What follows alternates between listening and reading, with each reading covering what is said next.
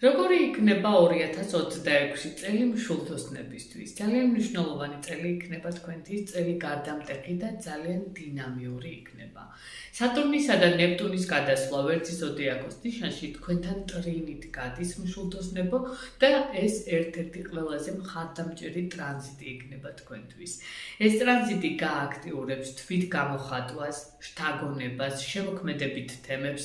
მოკლედ სატურნი ვერძში აქ გაძლევთ დისციპლინას, იქ სადაც აქამდე ქაოსი იყო. განსაკუთრებით რომანტიული ურთიერთობები, ასევე შვილებთან დაკავშირებული თემები, პირადი პროექტები, აქ იქნება უფრო მეტად ენერგიის ჩადება საჭირო. იდეალები ახალ ფორმას იღებს ამ პერიოდში. იუპიტერი კირჩხიბში პირველი ნახევარი, აქ ფსიქოლოგიური და ემოციური გაღრმავების პერიოდია.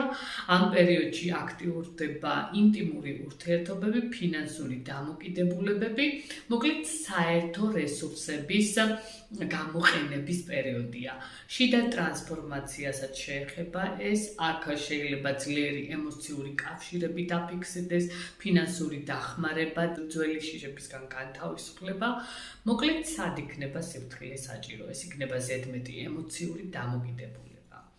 იუპიტერის გადასვლა ლომის ზოდიაქოს ნიშანში მეორე ნახევრიდან თქვენთან ტრინით გადის. წლის საუკეთესო პერიოდი იქნება ეს და რა მოაქვს? წარმატება, რა თქმა უნდა, აღიარება. აქ უფრო მეტად განვითარდება მოგზაურობები, ზოგს მოუნდება სწავლა, ასევე იურიდიული და უცხოეთთან დაკავშირებული საკითხების კუთხით. აქ იქნება უფრო მეტი წინსვლა. ეს არის გაფართოების, ბედნიერებისა და გამარჯვების დრო თქვენთვის და ამიტომ მინდა რომ იაქტიუროთ. ურანის გადასვლა ტყუპების ზოდიაქოს ნიშანში კი თქვენს ოპოზიციურ ნიშანში დგება. წლის ყველაზე არასტანდარტული პერიოდი, მაგრამ გამანთავისუფლებელი. რას უნდა ველოდოთ ამ დროს? ეს იქნება მოულოდნელი ცვლილებები ურთიერთობებში, ზოგთან შეიძლება დაშორებაც, განთავისუფლება რაღაცეებისგან, განთავისუფლება პარტნიორებისგან, პასუხისმგებლობებისგან, არა პროგნოზირებადი თემები შეიძლება წამოიწიოს, ძველი კონტაქტები დასრულდეს ამ პერიოდში. ვინც ზღვარს გადავა ამ პერიოდში, შესაძლებელია მოულოდნელად გაქრეს ის სიტუაციები, რაც დაგეგმილი ჰქონდა. ამ პერიოდში ვინც ხვდავს თქვენს თავისუფლებას, შესაძლებელია მოულოდნელად გაქრეს. მოქნილობა გადაგარჩენთ ამ პერიოდში. ასევე არ დაგავიწყდეთ, რომ ლილითი 9 თვის განმავლობაში მოძრაობს თქვენს ნიშანში. ეს არის სიმართლის ჩრდილოვანი მხარე.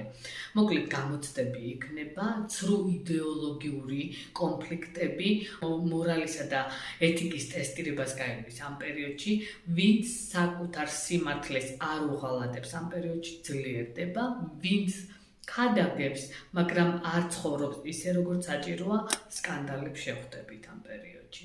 პლუტონის გადასვლა მეწყვილის ზოდიაქოს ნიშანში, ეს თქვენს გონებასა და აზროვნების ტრანსფორმაციას გამოიწვევს.